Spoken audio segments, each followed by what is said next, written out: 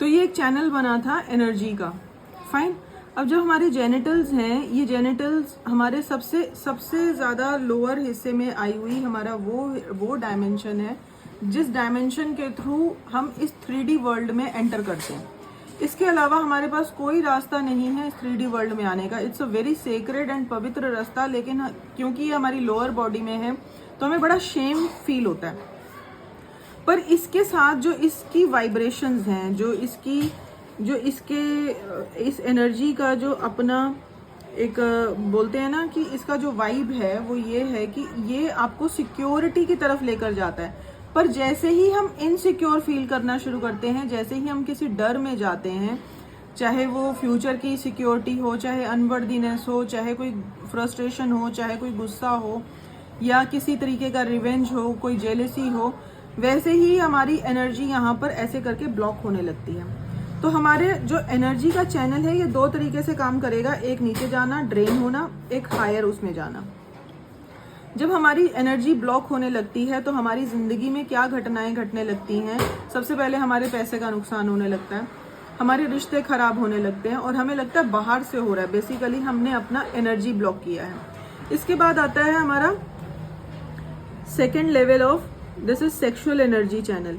अब हम सभी जानते हैं कि ये वो एनर्जी है जब ये रेज होना शुरू होती है, यहीं पर आपकी कुंडलिनी, जिसको आप कुंडलिनी बोलते हैं, और कॉइल जो एनर्जी कॉइल है पूरी बॉडी का, वो यहाँ पर तीन कुंडल में रखा हुआ है, ठीक है। ऐसे करके 3 एनर्जी, जैसे मानो कि हमने पाइप में एनर्जी डाल दी और वो सारी इकट्ठी होके फिर लास्ट में हमने उसका बॉल बना दिया, तो वो बॉल यहाँ पर है। और सेम वे जब बॉल यहाँ है और हम इतना सब कुछ कर देंगे तो उसका तो दम घुटेगा तो क्या होगा, वो रिलीज होने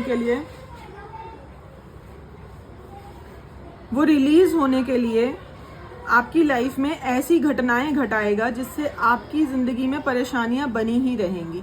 और कभी ना कभी वो अवेकनिंग का टाइम आएगा जब आप इसको खोलने का काम करेंगे और यहाँ से एनर्जी को ऊपर भेजेंगे। ये है हमारी सेक्सुअल एनर्जी,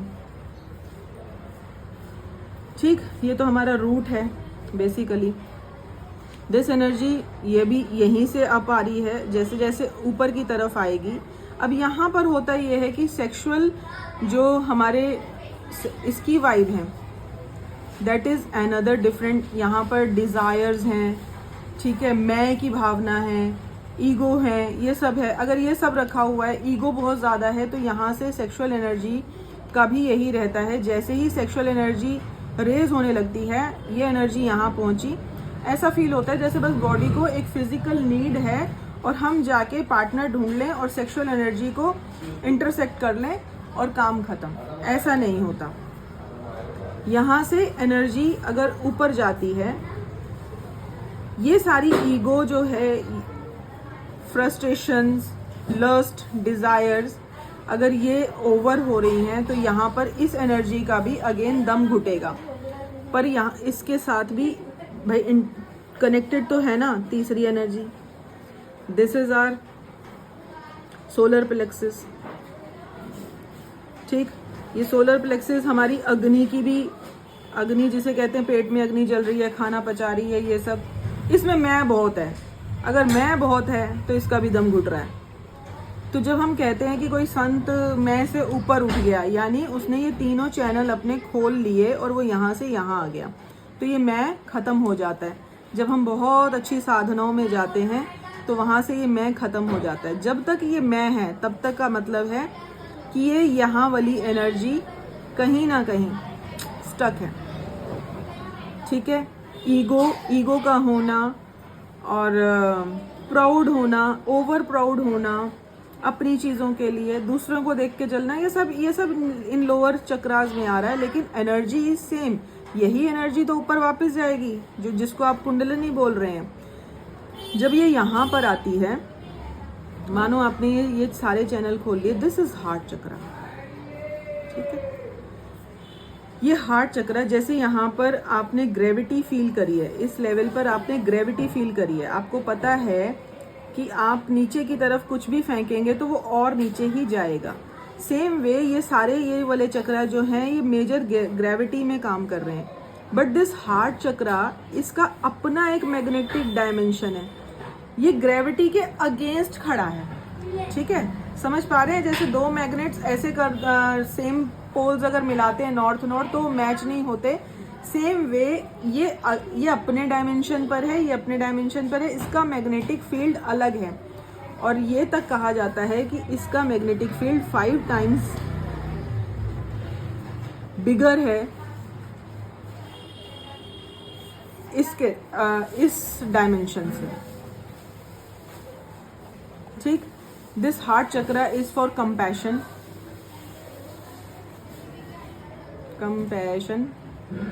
अनकंडीशनल लव, जब आप किसी के लिए अनकंडीशनल लव फील करते हैं, ठीक है। गिविंग है, फॉरगिवनेस है।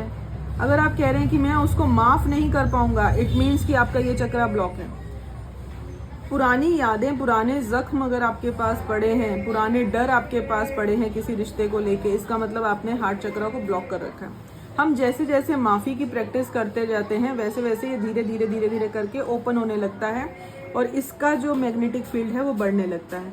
इसका मैग्नेटिक फील्ड ज़्यादा बड़ा है इस वाले डायमेंशन से, तभी कहते हैं मैनिफेस्टेशन में इस पर काम मत करो, इस पर ज़्यादा काम करो। काम दोनों पर करना है और इन दोनों के बीच का जो चैनल है, दिस इज डिवाइन चैनल, ठीक है। यहाँ से ही फिर throat chakra, third I and this is crown और फिर सो ऑन। तो ये जो चैनल है this is very very very divine, spiritual and creative channel. यहाँ से ऊपर उठने के लिए बहुत हल्का होना पड़ता है, माफ़ करना, बेखौफ जीना, फ्लो में जीना, कुछ है नहीं है। जितना ज़्यादा डर और इनसिक्योरिटी में जिएंगे वापस ग्रेविटी में नीचे आके गिरेंगे, लेकिन जितना धीरे धीरे धीरे धीरे करके ऊपर उठते जाएंगे यहाँ पर पहुँचेंगे। यहाँ से फिर उड़ान ही आती है। अगर यहाँ पर रुकना आ जाए, इसलिए बोला जाता है फॉरगिवनेस डेली प्रैक्टिस करनी है, अनकंडीशनल लव प्रैक्टिस करना है, ताकि हमारा ये फील्ड जो है ये भी उतना ही पावरफुल हो सके जो ग्रेविटी है। ग्रेविटी तो अपने आप चल रही है ना, इसको भी अपने आप वाले लेवल पर मैग्नेटिक इसका ऑरा क्रिएट करना होता है।